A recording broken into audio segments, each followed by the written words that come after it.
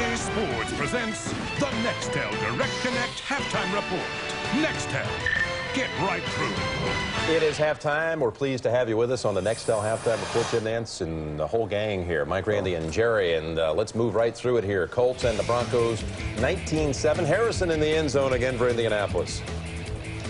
So let's take everybody around the league, guys. Here we go. Brian Greasy, you know, that's been quite a story there, Jerry. I'm really shocked here. 3 interceptions, but played real good last week. All right, New England's down to Carolina as we go around the league. Here it is. It could have been 17-0. Antoine Smith with a big error. And the Panthers quarterback, Winky, picked twice, one very costly early in this one. One for a touchdown, the other deflection. But Tom Brady's got that interception himself. Here's the first one on Winky's. And Ty Law, one of the highest paid corners in the National Football League. It's his job to do a stiff arm, hit him in the mouth, and go in, and there's a touchdown. This one's not really Winky's fault. Little deflection. Intercepted by Otis, my main man, Smith.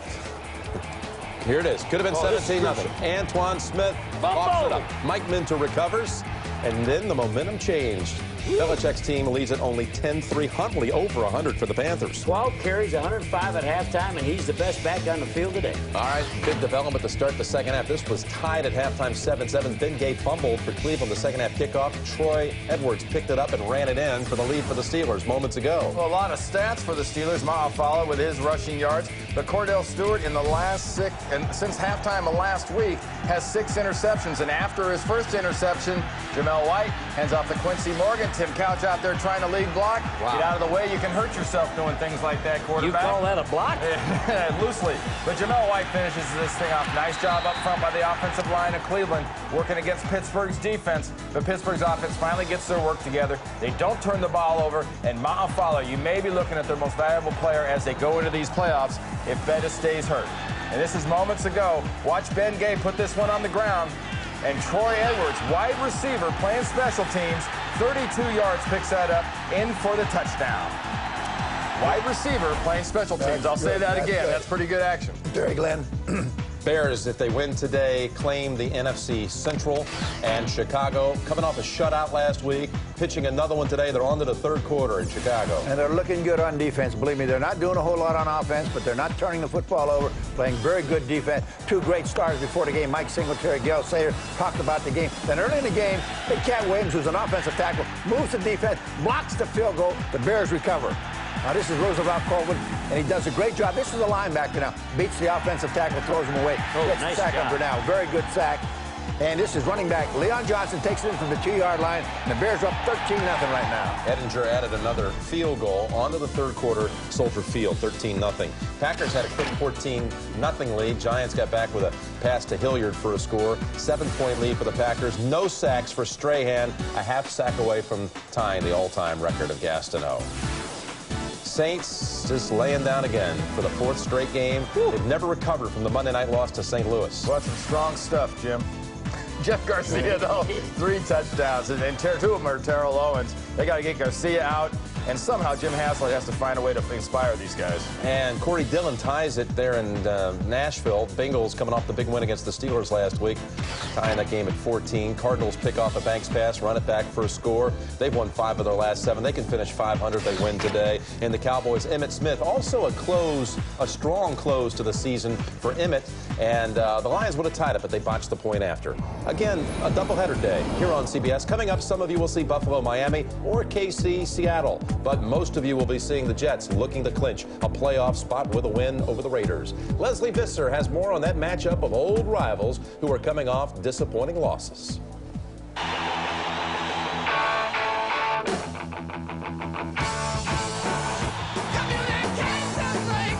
There have been glitches in our phone lines, I guess. You know, for whatever reason, I don't know. And we don't score enough touchdowns when we get in the red zone, and that's what's baffling to all of us. A trip on the Raiders will nullify the touchdown. Oh, Sunday, we shot ourselves in the foot in certain situations with some penalties. We're not going to dwell on what's occurred, water under the bridge. We're going to get ready for the next game against the Jets, and we need the game. They're very physical, aren't they? Yeah, very physical. And, I mean, those are the type of games I like to play in. Usually when we go out to Oakland, their environment is hostile, and that's the way they play. They're right about that, that's for sure. It's going to be a very physical football game. And anytime you're in the Black Bottom, man, playing in our stadium, it's going to be a hostile crowd.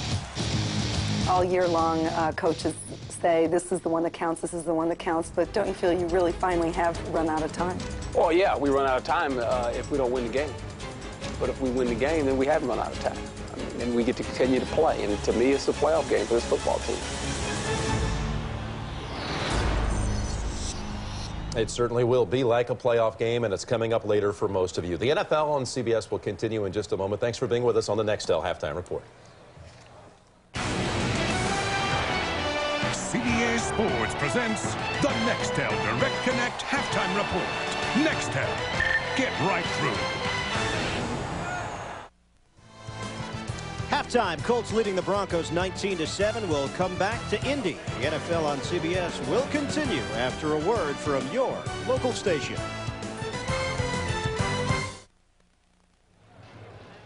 Getting you ready for second half action here at the RCA Dome. The Colts 19 and the Broncos 7. Welcome back, everybody.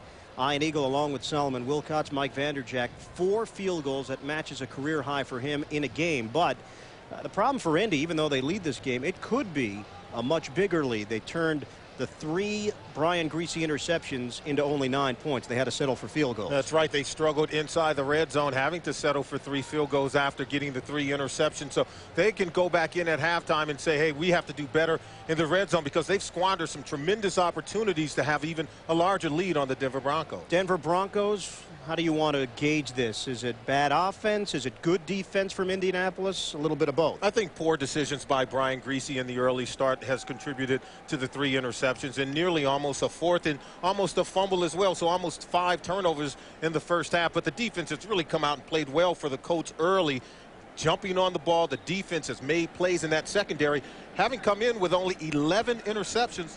That's tied for fewest in the National Football League. So to get 3 in the first half, that's really playing very hard for their head coach, Jim Mora. Both of these teams fall short of the playoffs. Indianapolis at 5-10, not even close. Denver at 8-7. That loss to Kansas City is one that's going to stick with them throughout the offseason. As Jason Elam kicks it off, Kevin McDougal on the return. And McDougal gets it out to the 30-yard line for Indianapolis. George Coghill with a stop on special teams. It's a 20-yard return. And Indianapolis will have it, a 1st and 10 at their own 30. The halftime numbers in a 19-7 game. You see the turnovers, and that's really been the biggest part of the story. The turnovers have been the biggest difference. You see time of possession, the Broncos actually lead. So the Colts haven't held on to the ball long. When they have had it, they've put together a drive for a touchdown, but only settling for 4 field goals. So this game is still very much close, because their defense has given up a ton of points all season long. And points off turnovers, 9-0. Vanderjagt with those 3 field goals off the interceptions. Dominique Rhodes bursting his way to the 44-yard line. That's a 15-yard run. Deem and Pollard along that right side. And you can see the graphic. They scored 52 points on the first possession in the second half. So they know how to go in and regroup at halftime and put together a strategy to get the ball into the end zone. They lead the AFC in scoring, just under 26 points per game, but the balance has not been there with the defense. Thus the record at 5-10. 476 points allowed coming into action. Tack on 7 more here today. They're trying to avoid hitting that 500-point mark in points allowed, as Rhodes was tackled by Hayward. Only 2 other teams have given up 500 or more points. The 1981 Baltimore Colts, 533, that's an NFL record. And the 1966 New York Giants gave up 501 points. Well, 30% of their points have come after turnovers, so they've really struggled in the sudden change situations, keeping teams out of the end zone after the offense turns the football over. And it's not something you necessarily look at when you see that total point number, so you're right, that's something you have to factor in. Rhodes off the short pass, turning it into a big gainer. Dominique Rhodes, a terrific story in this 2001 season, and putting the finishing touches on this year with a good effort on the ground and through the air. I'm not going to say that Dominique Rhodes is Edgerrin James, but look at some of the similarities. His ability to start and stop, then accelerate and make would-be tacklers miss in the open field. He has a just uncanny resemblance to Edgerrin James in this offense. Another first down for Indy. 1st and 10 at the 45 of Denver. Rhodes strutting his stuff now on the ground. And Dominique Rhodes gets a block from Ken Dilger and then does the rest. 11-yard gain for Rhodes. And you can tell he's been studying the film of Edgerrin James. This is just a trap block by the tight end, Ken Dilger. He'll come across, and look at the patience of Dominique Rhodes. He slips inside, then underneath of the block of number 85, Ken Dilger. Just an excellent trap block. Very well designed and very well executed. Now, Dominique told us since he was 7 years old, he dreamed about playing in the NFL, going over 1,000 yards. And for this young 22-year-old rookie, both of those dreams have come true this season. A long shot to make the team. And then when Edgerrin James goes out with the injury after the injury took place against Kansas City, everybody said, who's stepping in for Edgerrin James? He's the guy that had 177 yards rushing against the Atlanta Falcons defense a couple of weeks ago. So we know who he is today, going over 1,000 yards for the season. Manning looking to throw after the 4-yard gain from Rhodes, and Marvin Harrison. Flags come down. They come from every which direction. A face mask on Al Wilson. Yeah, he inadvertently grabbed the face mask because Harrison throws another one of those moves. We saw him put the juke on Delta O'Neal in the second quarter and walk into the end zone. Does it again to Al Wilson. Foul. Grasping the face mask. Number 56 defense. Penalized half the distance to the goal. And a first down. And you can see Harrison, he's just going to work across the middle of the field. Once he comes open, the ball comes in, and you can see the move, the stutter step, and Al Wilson, he's grasping that air. He ends up grabbing the face mask of Marvin Harrison, and they're going to flag him for that. They're not going to miss that one. It's 1st and goal now after the penalty from the 9-yard line. Indianapolis looking to improve on their lead, and Rhodes is brought down by McLaughlin, who is going through a tour of the AFC West Division with Oakland and Kansas City. Prior stops for him. I would have said Seattle, but they'll be moving out of the division, so have to look for potentially another team down the road. But actually, Denver's been pretty happy with McLaughlin. They have been, and you know, we've heard some of the things coming out of the locker rooms that McLaughlin was a malcontent, but you haven't heard those things since his arrival with the Denver Broncos. He's been an excellent addition to their defensive football team. He's been to 4 Pro Bowls in his career. Manning to Marcus Pollard, and then he is gang tackled back at the 10-yard line. Romanowski and Mobley collaborating to make that stop. That's a 3-yard gain. And Pollard is limping off, who has had a career year this season. Marcus Pollard came in with 43 catches. Yeah, the tight ends have been instrumental in this offense. The ball's thrown behind him, but Romanowski comes up and make the tackle, and Mobley also gets the hit. But the offense, once again, struggling inside the red zone. They came in ranked 1st in the AFC, converting on 60% of their opportunities to score touchdowns, and now they're facing a 3rd down situation. 3rd and goal. Manning has the time. End zone. Incomplete. Diving attempt by Inslee.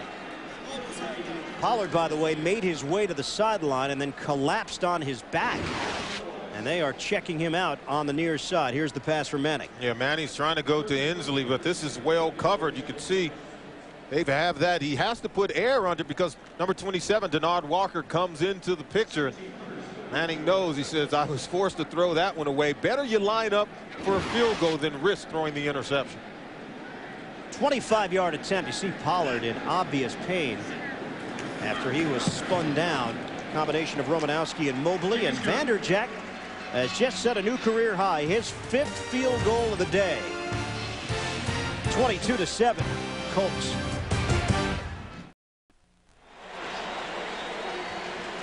Tight end Marcus Pollard is now sitting up on the sideline as the medical staff continues to talk it over with him. They're checking out that left leg. No information to bring to you. As soon as we get it, we will. Kevin Casper, the lone man, on the return. And Casper zigzags his way to the 31-yard line. That's where Denver will have it for their first possession of the second half. 22-7. Colts on top of the Broncos.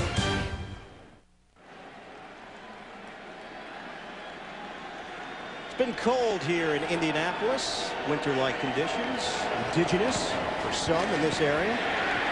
Terrell Davis getting the call, and Josh Williams able to wrap him up early. A gain of 2 for Davis, as this Denver offense, other than that one long drive, not that much to speak of through the first half, and now as we start play in the third quarter. And that's because they've gone away from the running game. They've passed the ball 22 times, 16 runs so far in the game. They have to allow the offensive line to be able to get them back into this football game. 2nd and 8 from the 34. Davis cutting through a hole and accelerating out across the 40. Dwayne Carswell with a key block. Let's go to New York right now. Jim Nantz. All right, here's my favorite highlight of the day to this point, Ian. The Bears with a win claim the NFC Central. It's picked off. Keith Traylor puts the big paw out there, makes the theft. He's on his way. Will anyone stop the big man as he races down the sideline? Looking for a little help at this point. And drag down and set up a Miller touchdown pass. The Jags just answered one of their own to McCardell, but it's 26 Bears. Let's go back to Ian and Solomon. Jim, that's really all you can ask for on a Sunday. Big man running with the football. And it does bring back the visual of William Perry. That's right. And I don't know if you can call that running. It looked more like rumbling. Rumbling. But you could tell he was looking maybe to pitch it back, but had no one to pitch it to. Didn't trust his teammates. Jeff Burris shaken up on that play after the run by Terrell Davis. So the injury on offense to Marcus Pollard. And Pollard worked his way over to the bench area and now has a wrap on that leg. And Burris is walking off on his own power to the sideline. So defensively, Raymond Walls, the rookie out of Southern Miss who came up with his first career interception earlier, would step in for Burris at that left cornerback position. And Raymond Walls, a young player, and whenever you're playing out the string last game of the season, want to begin to sort of audition your talents to build upon for next season, because you'll garner more playing time. Davis on a first down gets around the edge. And Terrell Davis takes the hit short of the marker from Chad Cota. And that's one thing Jim Moore talked about, Solomon. Some of the younger players defensively that he's been impressed with. Yeah, he said the other guys, of course, have been really stepping themselves up, really getting it done. He said, name some guys on the defensive side of the ball. He likes the play of his free safety, Idris Bashir. He's been able to make some plays this season. So has Marcus Washington, 112 tackles, 7.5 sacks. And Mike Peterson is a young player who hasn't played much at linebacker, but been very productive. Davis gets the call again, and he picks up 2 yards. They'll move the chains in Indianapolis territory. Ryan Phillips with the tackle for Indy. And Terrell Davis has really looked good when he's had an opportunity to run the football today. You see only 15 carries, but 74 yards are impressive. The things I like about him is he's been able to make additional yards after contact. Once the defender makes contact with him, he's been able to break tackles, and he's showing some sign that he's getting life back into those legs. And I think with a complete healthy offseason, he'll come back as good as new. Play action, Greasy. Incomplete. Rod Smith. It caromed off the Pro Bowl receiver. And the second drop today for the 7th-year pro. Yeah, and I think Ryan Phillips, the linebacker, may have touched this ball, and that's what distracted the attention that time of Rod Smith. The ball had deflected, still hit him in the hands, still a pass that he should catch, but you can see number 56, Phillips, he's able to get fingertip on that ball, and it's just enough to distract Rod Smith. On a 2nd and 10, we've counted 7 drop passes today for this Denver offense. Greasy, make it 8. Wow. Dwayne Carswell. Yeah, make it 8. It just continues to add up, the frustrations for the Denver Broncos. When you had such high hopes coming into the season, and you're playing the last game of the year, you're not making it into the playoffs, and you're on the road, the concentration that's needed to come out and play at a high level just isn't there today for the Denver Broncos. And Mike Shanahan is none too happy, because he wanted his team to come out and show that they can play. He said, hey, had we stayed healthy, we would be contending for a Super Bowl. And so far today, they don't look like it. 3rd down for Denver on a 3rd and 10. Greasy. Rod Smith hauls it in, and a first down for the Broncos as he is spun out of bounds at the 31. 14-yard gain through the air. It's just a big 3rd down play. They're working on Raymond Walls at the left corner. Walls not able to close in on the ball, but good thing he's able to grab a handful of jersey, because Smith would have taken it up the sideline and into the end zone for the touchdown. It's just a good timing route from Greasy. Very accurate throw to Rod Smith, who makes the catch. No drop there, and that's why they keep the chains moving. 112 catches now on the season for Smith. You see his individual numbers today. On first down, Greasy flushed out. Greasy has a hole. Brian Greasy sliding down across the 20-yard line. Now, with Greasy and Manning, you're talking about two guys that do have it in their blood. And we asked Brian Greasy about that connection with Peyton Manning. He said it's something we really don't talk about all that often. Yeah, you know what? They're competitors. Every week when they're looking into the stat sheets, they want to look up and see that they had the better game. And Brian Greasy, of course, becoming one of the young, up-and-coming quarterbacks in the National Football League, trying to lead his team back. Of course, both quarterbacks either getting into the Pro Bowl after going over to Hawaii last year, have to take a year off. On first down, Greasy on a short one. Greasy with a completion to Desmond Clark. That's good for 4.5, 5 yards. We go to New York. Jim Nantz. Ian Solomon, Troy Brown earlier in this game set the all-time Patriots single-season reception mark. And here he breaks this game open a little bit for the Patriots with a 68-yard punt return for a touchdown. Patriots need the win to claim the AFC East, and they lead at 17-6 third quarter. Let's go back to you. Yeah, it's funny, Jim. Troy Brown, who has been around for a while now, he is a veteran, yet I think people around the NFL have discovered his talents this season. He's been a playmaker, one of the huge reasons why that team has improved. Terrell Davis rumbles his way to the 10-yard line. Just getting back to Manning and Greasy for a moment, you know, talking about their pasts and obviously the gene pool with Peyton's dad, Archie Manning, Brian's dad, Bob Greasy. And Brian said, we want to be our own men. We want to be our own personalities and our own identities in the NFL, and you have to respect that. And both guys have been able to carve out their own niche at this level. Yes, they really have. And only 20 quarterbacks are drafted in the first round in the 90s. There are 2 of them, and only 5 have established themselves as starters in the National Football League. You can count 2 of those 5 as Greasy and Manning. 3rd and 1. Greasy himself will push the pile. And I don't know if he got it. It's tough to tell from our angle, and he did. So Denver gets the first down. They are inside the 10. Only 2 father-son tandems have made it to the Pro Bowl at quarterback, and those 2 are here today. The Greasy family and the Manning family, and we take a look at the quarterback comparison by the numbers this afternoon. And not even a good gene pool can, I think, insulate you from struggling in the National Football League as you go through the learning progression. 3 interceptions on the day by Greasy, and of course over 23 interceptions on the year by Peyton Manning. Take the pitch. Greasy throws it, and Dwayne Carswell is brought down by Cota. Chad Cota, open field tackle for the strong safety. Real good tackle because he prevented what could have been a touchdown for the Broncos. You have to be able to tackle at the safety position in the National Football League, because you find yourself in one-on-one situation. Here you see, come up, wraps up Dwayne Carswell, and able to prevent him from picking up any further yards. Carswell is not happy because he knows had he gotten loose, he would have scored a touchdown. No gain on the play. This is the 13th play of the drive. Cota has been given credit for 7 tackles today. He's gone over 100 a game. Terrell Davis. And Cota involved. 108 tackles now for Chad Cota on the season.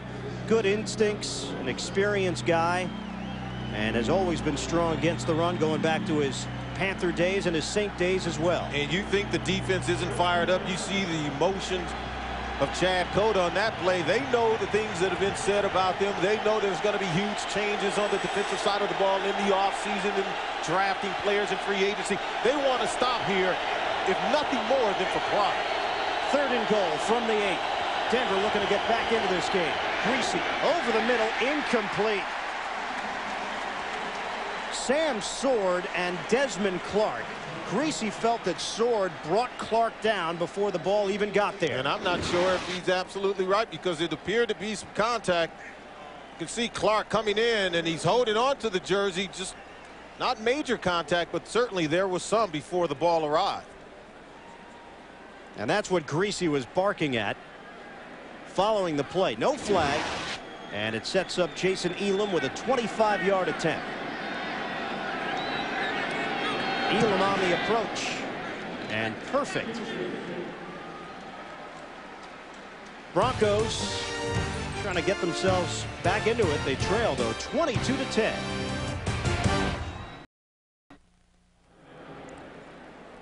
(22-10), Indy with the lead. When you've got that kind of manly physique, yes, flaunt it. Why not? Big question is, what's under the barrel? You know what? I don't need the answer. Too much information. Leave that one mystery of the mind. Inslee on the return. McDougal is out. He suffered a concussion.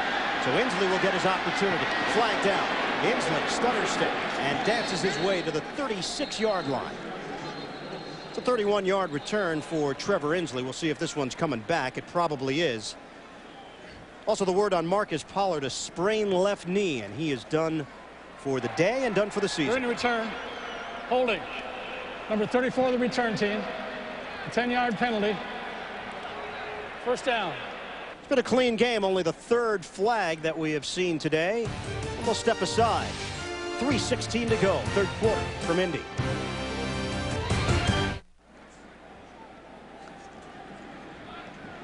(22-10), Indianapolis leading Denver, 3:16 to go, third quarter. Double tight end set. Joe Dean Davenport in his first year from Arkansas steps in for Pollard. Manning throws the long ball and dropped. Marvin Harrison. He had one-on-one coverage with O'Neal, just like he likes it. And boy, was he open. This ball's thrown just a little bit behind Harrison, and that allows O'Neal to go up and make a play. But if he leads him perfectly, look at that. He still should have made the catch. In fact, O'Neal didn't get over until after Harrison had dropped the ball. 2nd and 10 now. Give it to Rhodes. And Dominique is met by Romanowski at the 20-yard line. Give him a gain of 3 on the play. Under 3 minutes to go now in the third. It'll be 3rd and 7 for the Colts. And it is amazing to me how everyone comes in knowing that the Indianapolis Colts are going to threaten you up the field with the vertical passing game, and they're still able to get opportunities. This is Dominic Rhodes just getting stuffed inside. Romanowski still able to play effective after all these years in the National Football League, still making plays, playing very physical. Now in his 14th season from Boston College. Shotgun Manning on 3rd and 7. Pump fake on. Manning throws. Got a first down to Harrison. Marvin Harrison up to the 33-yard line. 13 yards.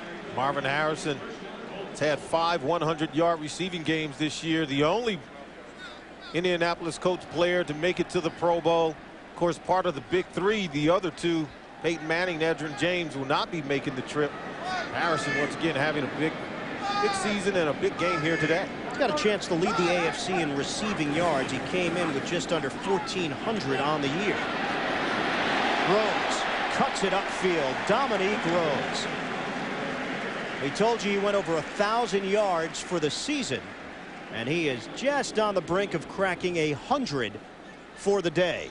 Yeah, one of the reasons why the running game hasn't dropped off with Edgerrin James, because 78, Tarek Glenn, he gets 2 blocks here. Number 78, watching pull.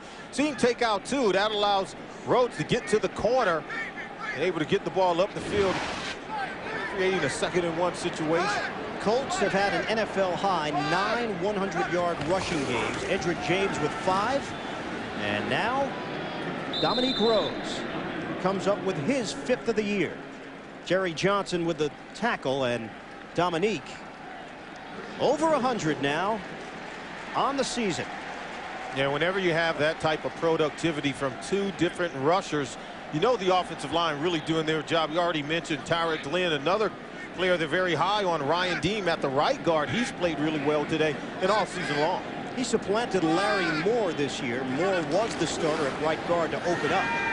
Manning, play action to the other side of the field and makes the connection with Reggie Wayne.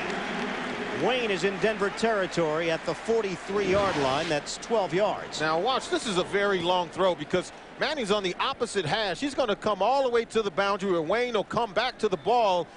But to make that completion, that shows good arm strength on the side of Peyton Manning, but also Reggie Wayne reacting very well, coming back to the football and making the grab. Reggie Wayne coming up with His second catch of the day. He's got 27 in his rookie campaign, a first-round pick. And time will run out here in the third quarter. Indianapolis with a 22-10 lead over Denver. We're coming back to the RCA Dome after a word from your local station. You're watching the NFL on CBS. Final quarter of the season for these two clubs, Denver and Indianapolis. Colts with a 22-10 lead. As we start playing the fourth, Ian Eagle, Solomon Wilcots. Happy New Year, everybody. Both of these teams thought they would be gearing up for a postseason run, but it didn't turn out that way. Colts at 5-10, Broncos 8-7. Peyton Manning and the Colts with a 1st and 10 at the Denver 43. First play in the fourth. Play action to Rhodes, and now Manning will throw. Separation from Marvin Harrison. Touchdown, Indianapolis. You see Peyton Manning shaking his head, said, I told you we could get it. He had to be talking and convincing the coaches to allow them to go up top again because Harrison's been open all day. Manning has misfired on some, and then Harrison has dropped one also. So this time they are able to connect it. This is something they've been able to do all season long with regularity, going up top to Harrison. Over 1,300 yards. He just spins him like a top. Yeah, that's Kennedy, the safety, out on Harrison, who can't stay with him. Extra point from Vanderjagt. Marvin Harrison just went over 1,500 yards on the season. On the day, 2 touchdowns for Harrison, 121 yards receiving. It's the 27th career 100-yard receiving game for Marvin Harrison. Drive, 7 plays, 82 yards. Just took over 3.5 minutes to get it into the end zone. Vanderjagt on the return. Kevin Casper is spun down at the 30-yard line by Idris Bashir. 20-yard return. Yeah, the touchdown was a classic play-action pass. It draws. Look, they'll do play fake here. It'll draw up O'Neal. That will leave the safety, Kenoy Kennedy, just one-on-one with Harrison. He's no match. Harrison spins him like a top and gets open, wide open in the middle of the field. And this time it's an accurate throw by Peyton Manning for the touchdown. Learning process for the young players like Deltha O'Neal, who is going to the Pro Bowl, but Mike Shanahan told us yesterday he still has a long way to go to become a complete corner at this level. Greasy with his team now down by 19. And Greasy is devoured. Another sack for Indianapolis, and it's the 3rd of the day for Chad Bratsky. Right, Bratsky wasn't kidding when he told us he was going to finish strong and play hard. He wants to set an example for some of the younger players on this football team. He says, we haven't matched up well all season long, but look, he matched up very well here. He comes off and gets the sack, as you said, his 3rd of the day. Making a huge play for this defense. They played well in this football game today. 2nd and 13 after the loss of 3. Greasy straight back. Through the hands of Terrell Davis. It was a high throw from Greasy. You know, with Bratsky coming up with his 3rd sack of the day, Solomon, we sat down with Chad, and throughout the disappointing year, the one thing he said, the locker room doesn't have a bunch of those locker room lawyers that you'll hear about. Pretty good character guys. So the thing has never really spun completely out of control despite the record. That's right. He said we don't have anyone in the locker room sowing seeds of discontent. And I think that's really important because it allows you to move forward, win football games like they're trying to win here today. And then you can build on that unity and take it over into next season. Try to get off to a fast start as they look to improve on the defensive side of the ball. Denver uses a timeout with 14:07 to play in the 4th quarter. Indianapolis in control, leading at 29-10 with 14:07 to go in the 4th quarter. And the Denver Broncos facing a 3rd and 13 at their own 27-yard line.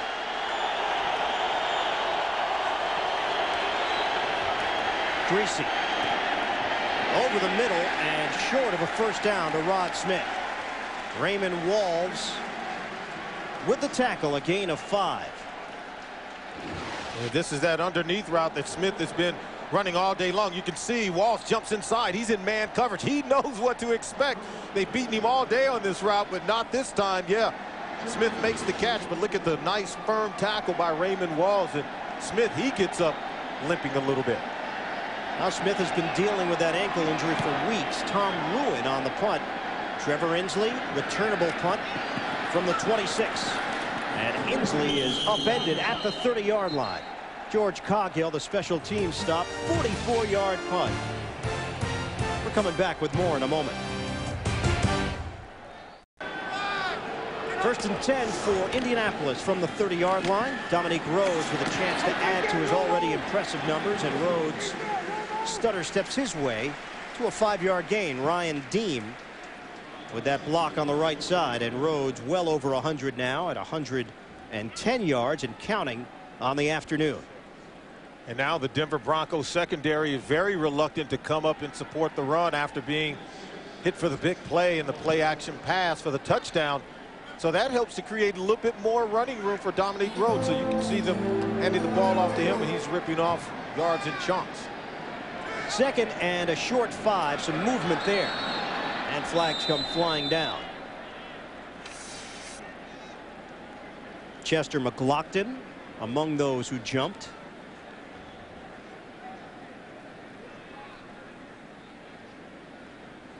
Let's get the update on the penalty. Encroachment.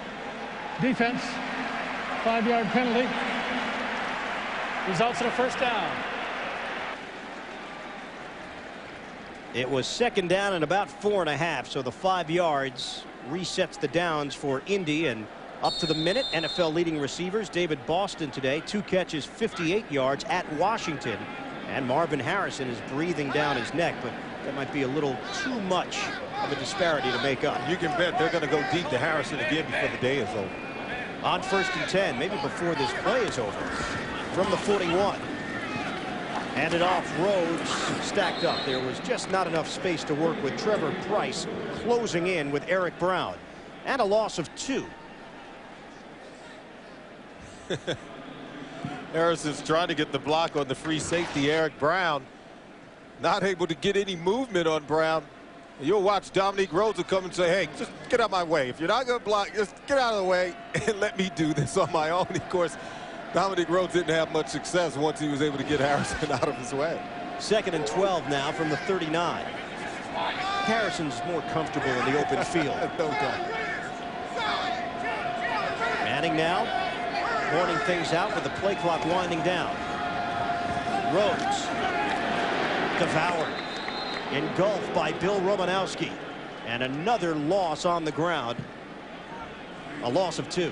The Colts have to continue to be aggressive in their play calling and aggressive at the point of attack at the line of scrimmage. That time you can see Denver Broncos' last 2 run plays able to blow the play up at the line of scrimmage, not yielding anything. And now they're faced with a 3rd and long situation after moving backwards on the last couple of plays. So 3rd and 14. We come up on the 11-minute mark of the 4th quarter. Colts with a 29-10 lead on Denver. Shotgun for Manning.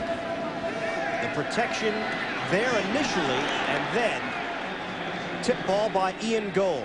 He's going to the Pro Bowl as a special teams performer, and he makes the play as a linebacker. Yeah, Gold has made some plays at the linebacker position, taking 30% of the snaps on defense, so he's more than just a special teamer. Came over as a 2nd-round pick last year in the draft, so he's a guy that can make some plays. He's going to get more playing time in the future as his career continues to develop. Hunter Smith will punt it, and he is standing at his own 21-yard line. Deltha O'Neal waiting, ranging over at the 15, now drops back to the 12. O'Neal stumbles as he gets to the 23-yard line, and he was brought down by the legs. Clifton Crosby with a tackle. Back to Indy after this.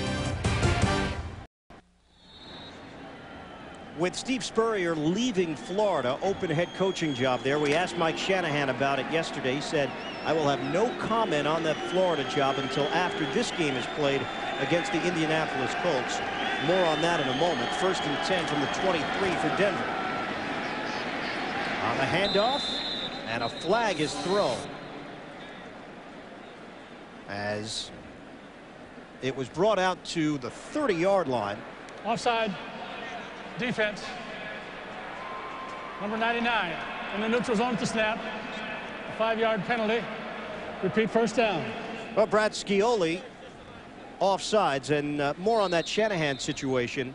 What sense did you get? We had a chance to sit down and chat with him about Well, he had a chance to deny it, and he failed to do that. He didn't affirm that he would take the job, but he certainly didn't deny it either, and left the window wide open for speculation. Mike Anderson, the ball carrier, he said he didn't want the same thing that happened a couple of weeks back before the Kansas City game when the Notre Dame job had come up in conversation, and he felt that it dominoed and got into the media and maybe got into the players' heads. Yeah, he felt like it was a distraction to the team as they were going in to play the Kansas City Chiefs that day, but I felt like he could have denied possibly maybe whether or not he's going to go to the University of Florida. He had the opportunity to do that. If you don't want it to fester, go ahead and put the rumor mill out before it gets started. Spent 4 years at Florida on that offensive coaching staff. Kevin Casper with the catch and a 7-yard gain. First down for the Denver Broncos. Sam Sword on the tackle. Still has 3 years left on his contract with the Denver Broncos. Not only is the head coach, he's also the vice president of football operations. Has the 2 Super Bowl championships and believes that he's got the core of players that might be able to win it again down the road. That's right. He says all we need is time to get healthy and time to regroup, and he felt like had his team stayed healthy, they would be competing for a Super Bowl. Sacked, Greasy back at the 29 by Ellis Johnson, first man there. Shanahan also feels that Brian Greasy would be more experience coming back next year and that his team will play better. This is a play action attempt fake to Terrell Davis, and that time you can see they were not able to protect the blind side of Greasy, who takes a hit. Lucky for him, he was able to get down before he took a vicious blow. It's a loss of 7. There has been speculation now that Bob Stoops may be offered that Florida job and moving over from another high-profile program, Oklahoma. Terrell Davis, the ball carrier. David Macklin with the tackle. 4-yard gain for Davis. Well, NFL head coaches, longest active tenure with one team. Dennis Green used to be on that list, and now Bill Cowher is the high man on the totem pole. Very successful coaches. Mike Shanahan, having won 2 Super Bowls with the Denver Broncos, feels like he has the talent and the nucleus in terms of this football team to even win another one. So I think it would be a stretch to assume that he would leave a golden opportunity like what he has here in Denver and leave and go to the University of Florida. On a 3rd and 14. Greasy knocked away. The linebacker Sword matched up with Smith. It'll be 4th down and some shenanigans following the play. And the Colts have seen this play all day. Just Rod Smith crossing underneath the middle. He continues to do so, but sooner or later the defense has to become wise to what you would like to do on 3rd down, because the Broncos have gone to the well too often, a number of times on this play. Sooner or later the defense is going to sniff it out. After the play, Chucky Wakori and Tom Nalen had a heated discussion. And Tom Ruin now on the field to punt it for Denver. Disappointing end of the season for the Denver Broncos. Trevor Inslee is waiting at his own 18-yard line. Broncos had a chance to finish with a winning record. 9-7 certainly looks better than 8-8. Ruin didn't get all of it, but he does get a Denver roll. Boy, was it a Denver roll. Keeps rolling out of bounds. Indianapolis back on offense for the final 7:56 of the 4th. Indianapolis Colts, after going 10-6 last year, 13-3 the year before, it appears they're going to wrap up the 2001 regular season at 6-10. They lead the Denver Broncos 29-10 with just under 8 minutes to go in the 4th quarter. First down for Indy, Dominique Rhodes. Rhodes takes on Denard Walker and squeezes out 1 extra yard off that run. It's a 7-yard gain as Walker and Rhodes have a nice chat following the tackle. Jim Mora, now the speculation has been out there regarding the head coach of the Colts as well. Will this be his final game in charge of this football team? And Yeah, as of right now, I'd say 50-50, anybody's guess. I don't necessarily think the decision has been made as of yet. Well, he's won 32 of his 64 games now here with the Colts. But no, they're going to meet tomorrow, and that's when the decision's going to be made as to whether or not he'll return. But the players strongly support the return of Jim Mora, and I think you have to take that into consideration. Manning tosses to Harrison and brought down at the 31-yard line. And this would be a very attractive job, let's face it, for someone else out there. When you look at Manning, you look at the pieces with James and with Harrison. This is what Mora has done in his head coaching career. Well, he's been a winner everywhere he's been. 2 championships in the USFL, 5 playoff appearances in New Orleans. He's taken the Colts and turned this franchise around after a 3-13 start in his first year, and they've gone to the playoffs 2 straight years. So he's the 5th winningest coach in Colts history. I think they have to really look at it very carefully as to whether or not they're going to walk away from Jim Mora with 1 year left on a contract. I think that's the huge key as well. Does this franchise accept that they might have to pay 2 coaches? Dominique Rhodes breaking it to the outside. So Rhodes, who took it up the middle of the field, then was able to cut towards the sideline and create extra yardage. 14-yard gain for what has really been a pleasant surprise this season. Well, certainly Dominique Rhodes is a player you can bank on for the future in this football team. He, along with Edgerrin James, both have the ability to have good vision of the football field, have the ability to cut back and put pressure on the defense, and certainly with the passing attack that comes with the offensive coordinator, Tom Moore. They continue to have the vertical stretch in the passing game. So this is an offense that I think before you think about wholesale changes with the coaches, I think you have to really decide where you're going to tweak it to make the improvement that's necessary to get back to your winning ways. Rhodes with a modest gain, 3 yards. And we asked Jim Mora about the defense specifically, because we know the offense is going to be fine in 2002. Said, what do you have to do to get better defensively? Said, we need better players. He said there will be changes. He said our problem isn't with our defensive coordinator or the scheme ran by Vic Fangio. He said we have to change the personnel. We have to get better players who can put pressure on the quarterback, who can cover, who can play run defense. And I think that's where the focus is going to be for this football team during the offseason. 2nd and 7. You wonder if that's what he meant when we asked him about coaching here next year. He said, yeah, I want to be here under the right circumstances. Absolutely. He knows that he needs certain pieces to the puzzle going into this season. I talked to Peyton Manning during the offseason. I said, you guys are going to have to score a lot of touchdowns in order to win football games. He says, yes, we're going to have to score a lot of touchdowns. Knew they had some deficiencies on the defensive side of the ball coming into this season. And once they went through those rash of injuries, things just went from bad to worse. Indianapolis takes a timeout with 4:46 to go in the 4th quarter. And our final NFL.com poll question. We followed this throughout the year. Who would you pick as this year's NFL MVP? Look at the candidates: Falk, Favre, Gannon, Garcia, Stewart, and Warner. Boy, I am really torn between Kurt Warner and Marshall Faulk. Of course, they're the 2 previous winners the last 2 years. You can go either way, but certainly Marshall Faulk, his ability to not only run the football, but as a pass receiver, head coach Mike Martz says that he's the smartest football player on the team.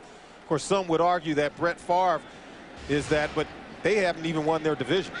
Now, you're right about that. A tough choice. Jeff Garcia deserves some votes as well. San Francisco put together one tremendous season. And Garcia, not necessarily the biggest name of the bunch. You want to look at the numbers, they're right there. But he shows you what you can do when you work on your game. Having played in the Canadian Football League and studied under Steve Mariucci, he is, I think, the most improved football player in the National Football League over the last 2 years. Rhodes in a collision with Eric Brown. By the way, you can cast your vote at NFL.com and make your pick for who you think is this year's NFL MVP. Cordell Stewart, his name has popped up as well. I don't know if Stewart has put up MVP numbers, but his team has certainly had the kind of year where his name has come up in conversation. He doesn't have the numbers, but he has provided the leadership that really has allowed the Pittsburgh Steelers to turn their fortunes around and win what I think is the toughest division in the National Football League. On 3rd and 7, Manning on a sprint out, and he takes a hit at the 40-yard line. Kenoy Kennedy. So Kennedy will be given credit for the sack, his 2nd of the season. And the first Denver sack of the afternoon. Boy, Kennedy closed in like a missile on Peyton Manning. Don't want to take a hit to the legs. Not in a game like this at this point in the season. Don't want to get your franchise player hurt, because Peyton Manning is certainly the future of this football team. The Colts already lost Marcus Pollard earlier in the day, a sprained left knee. Also, Kevin McDougal, backup running back, to a concussion. Hunter Smith will punt it. Deltha O'Neal standing at his own 15. Big punt. O'Neal, fair catch at the 10. 49-yard boot for Smith. And the final 3 minutes and 29 seconds here in the fourth quarter for these two clubs. Elsewhere around the AFC, playoff picture as it stands. Pittsburgh, the #1 seed. They've got home field throughout. New England, 10-5, appears to be on their way to 11-5, and the #2 seed in the AFC. And then that's when it gets interesting. Oakland, Miami, Baltimore, and the Jets. Ravens and Jets are still not in. Seattle has a very good chance to qualify later today in action here on CBS, with the Seahawks taking on Kansas City and the Raiders and Jets matched up. That's why we really won't know what's going on until Baltimore plays Minnesota in that Monday night game tomorrow night, because they have to win in order to get in. They lose and the Seattle win today. Seattle should be the team getting in. Yeah, but wait a second. If Seattle loses, then that game means nothing. Absolutely. Seahawks have to win in order to have some right. intrigue on Monday night. That's right.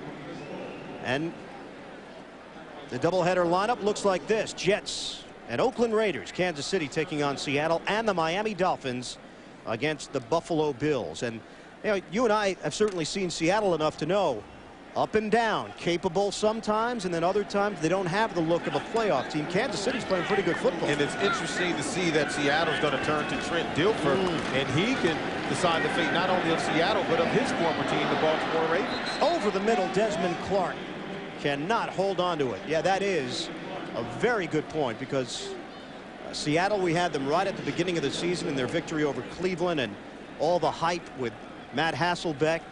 And Trent Dilfer was just waiting in the wings. He finally got his opportunity when Hasselbeck got injured, and Dilfer did the job, yet Hasselbeck got the job back once he was ready. I think Seattle is a team on the rise. They're a very young football team, particularly on the offensive side of the ball, the offensive line and their receivers. They'll move over to the NFC West next year, so it'll be interesting to see what they do in the future. This pass is going to be intercepted. Picked off David Macklin, his third of the season. And Brian Griese has thrown 4 picks today, and not the way that he envisioned wrapping up this 2001 regular season. Griese said he wanted to perform well today to finish the season off with a good taste in his mouth, but when you go back and you see yourself throwing 4 interceptions in the final game of the season, you have a lot of studying to do, a lot of improvements to make in the offseason in terms of your ability to make the proper reads and make the proper throws at the right time and not hurt your football team, because it started, this game is ending actually the way it started from the beginning, with an interception by Griese. New career high for Brian Griese in a category that he'd rather not discuss, and that's interceptions. 4 of them today. And a 1st and 10 now at 34-yard line for Indianapolis. Dominique Rhodes spun down after a gain of 1. John Mobley with the tackle. Well, we told you about the AFC. How about the NFC? St. Louis 13-2. Chicago, NFC Central champion with a win. It appears that that's the way it's going to go down. Philadelphia, Green Bay, San Francisco, and Tampa Bay. It's all been determined. Those are your playoff teams in the NFC. And usually home field advantage hasn't meant much, at least in the last couple of years. But I think if the St. Louis Rams can get that home field advantage, I think it could be huge for them, because they won't have to go and play outside in the elements, playing on turf. This is a fast break football team, and they can put up points in a hurry. So to play both games at home, I think would really bode well for them. 2 minutes to go here at the RCA Dome. Indianapolis up big, 29-10 over Denver. Indianapolis 29, Denver 10. 2 minutes to go now in the fourth quarter. Fans staying passionate to the very end as the Colts will wrap up the year at 6-10. Denver will finish at 500, 8-8. Dominique Rhodes diving to the 31-yard line. Bill Romanowski the stop after the gain of 3. The executive producers of the NFL on CBS, Sean McManus and Terry Ewert. The coordinating director is Larry Cavallina. Today's game produced by Victor Frank, directed by Suzanne Smith. Senior producer of the NFL Today is Eric Mann. The director is Bob Matina. Coordinating producer of CBS Sports, Harold Bryant. The associate director of today's game, Deb Gelman. Broadcast associate, Jonathan Siegel. Technical manager, Tom McCarthy, and a host of others that we need to thank as well for what has been a terrific season. The NFL on CBS. 3rd and 6 now for Indianapolis.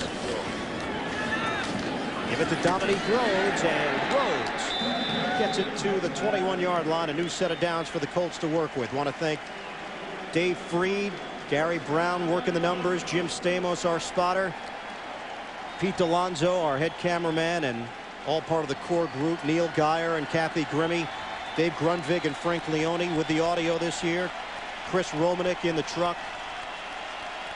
And Solomon, to you as well. Our first year working together, and I had a ball partner. You did an outstanding job. Don't want to wax too sentimental, but you've been great to me and everyone here at CBS my first year. And I tell you, couldn't have worked with anyone better. You're a class act, buddy. Feelings mutual, my man. And have a great offseason. Denver Broncos, we're hoping it would have ended in a different way. But for the Indianapolis Colts, they do get the win to finish off at 6-10. The future of Mora, the future of Shanahan, who knows at this point. Indianapolis wins in the season finale over the Denver Broncos 29-10. That is your final score. For Solomon Wilcox, the rest of our CBS crew with you from the RCA Dome today. This is Ian Eagle. Thanks for joining us, and thanks for being a part of it all season long. Be very fun throughout the playoffs as well. Postseason football, and still some playoff spots to be determined. That's going to be coming up